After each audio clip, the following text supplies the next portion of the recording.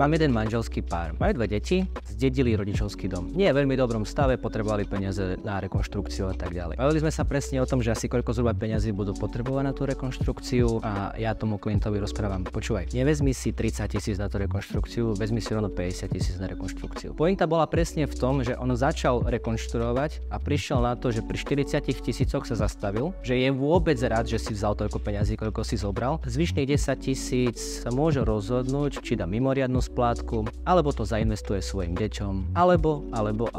Jednoducho najúžasnejšia vec, ktorú môžeš so svojimi peniazmi spraviť, je, že ak sa dostaneš do stavu, že sa rozhoduješ, teraz idem vyplatiť dlh, dobre, ok, spravím to. Idem zabezpečiť deti, pretože chcem im zabezpečiť lepšiu školu, ok, tak to spravím, tak to investujem. Jednoducho mať voľbu rozhodnúť sa je pre mňa to najviac fascinujúce, že čo môžem so svojimi peniazmi robiť.